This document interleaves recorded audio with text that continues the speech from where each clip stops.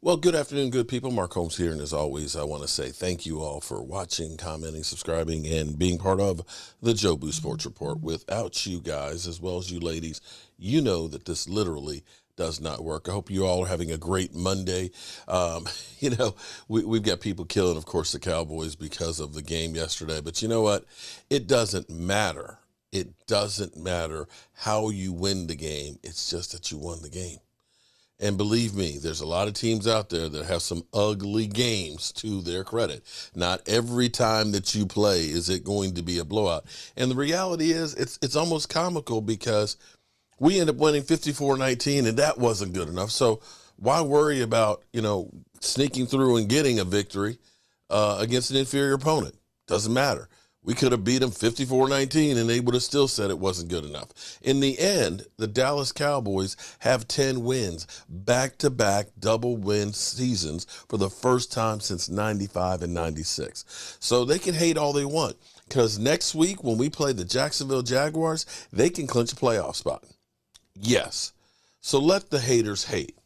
Now, I'm going to say, talking heads and everything else, there's so much fake drama that's out there when we start watching the shows and things, and it's always a lot of shade thrown on the Cowboys. The Cowboys are a disappointment and things like that. But I will say there's only one team at the end of the year that shouldn't feel disappointed, and that's the Super Bowl champion.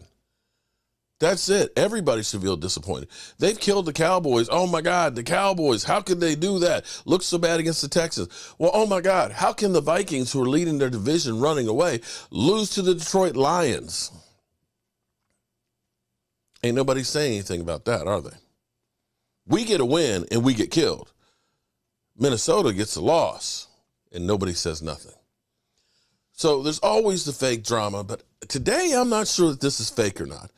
I'm going to bring you some of what went on this morning. This is not the clip directly from it. This is somebody has cut and butchered it up and so forth, so that way they can get away with it being on YouTube from it. But I haven't found the clip from Undisputed directly. But you will hear the audio of what transpired. And I'm not going to go through the whole segment, because usually it's a lot of fake drama for your mama.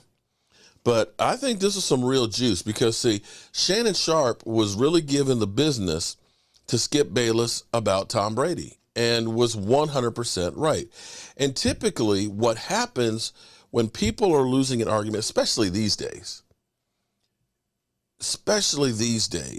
when you start losing an argument, instead of trying to debate the situation in front of you, you will go to personal attacks and try and change the subject. And that's one of the things with my channel here that I've moved on away from the personal attacks. I don't care if you talk bad about the Cowboys stink, this, that, and the other. Maybe my moderators are a little more sensitive to it than I am, and they'll end up blocking and putting people in timeout. But be that as it may, just keep the personal attacks to yourself. That's one of the reasons why I stopped working with Pizzle. It's like, Pizzle, if you want to talk about my team and this, that's cool, but I'm not trying to do the personal attack. I'm trying to get away from this hate monger attitude that people have in the world. And I'm not saying that Pizzle is a hate monger, but I'm just saying the appearance of it is. So here it is. Tom Brady is not having the season that Skip Bayless would like. And Shannon Sharp goes in on Skip Bayless about it. Now, here's part of the exchange that leads up to Skip Bayless, who multiple times crosses the line and shows you how much of a you-know-what he can be. When Shannon Sharp takes his glasses off, I thought they were going to restrain him. Help me out. Hold up. So it's not even close. Did you see what they did to Tua last week? Yes. Okay. Skip. Well, Brady had a better game than Tua had. Well, he did. Skip. All I'm saying is this. Tom Brady had a problem. You said Tom Brady should have had a problem with Byron after Tom Brady and Byron Leftwich comes up with a game plan. And here's a guy that was not in the meeting when they came up with it, come in with his red pen scratching out stuff. Yep. Now Tom Brady is not up, because most coaches and NFL coaches work between 80 and 100 hours in a 5-6 day week. So Tom Brady the night before, he's making tweets when he didn't stay up those 80 to 100 hours. So shouldn't they have a problem with that? Who do you think watches more tape, Tom Brady or all the coaches? All the coaches. Stop it. All the coaches. Stop Skip, it. I'm not going to let you do it. No, I'm not going to let you do it. I'm going to do I it don't care. because I just I'm did not it. going to let you be disrespectful to these damn coaches because you I'm love Tom okay. Brady. Nobody, Tom Brady does not watch more tapes no than quarterback coaches. in He the does history not. of this league Ladies and watched more gentlemen, tape. that is a flat-out lie. That's a flat-out lie that you're perpetrating. Ain't There's no never way. been anything because you can't stand it that Tom Brady at 45 is still playing this game at a very high level.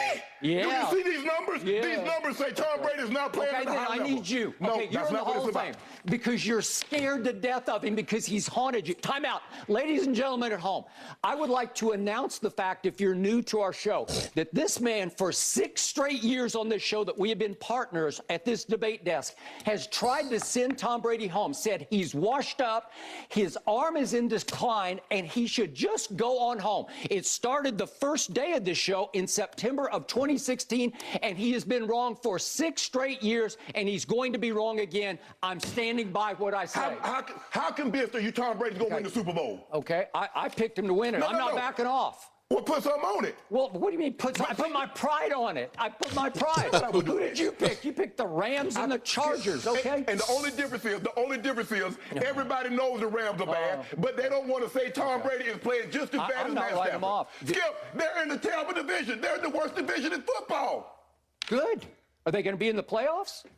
Help me out. Skip, I need you to That's your argument. Okay, That's your argument. What do you mean that's my argument? Your argument is that they're going to be in the playoffs. Is Tom Brady playing bad? Yes or no? Yes, he played poorly yesterday. What do you mean yesterday? Okay, all year. But you're giving him 100% I of the did, blame? because That's just, you have no objectivity. It's just straight Brady hate. Wait a minute. This is just straight hate by a guy who's jealous that he is still playing at a high level at 45 when you had to stop at 35. That's what you do. That's the point. That's what you do. Every time I call something into question, I'm jealous. No. Skip, I did what I did. I never said you were jealous of Baker Mayfield. Skip, I did what I did. You make it seem like I was a bum. I'm in the effing Hall of Fame. Okay, I got 3 Super Bowls. So what? So what? He's way better than you were. I'm better than you. Better. Skip, what did I got to see what you do? You take personal shots. No, I don't take personal shots. You started it. Time out.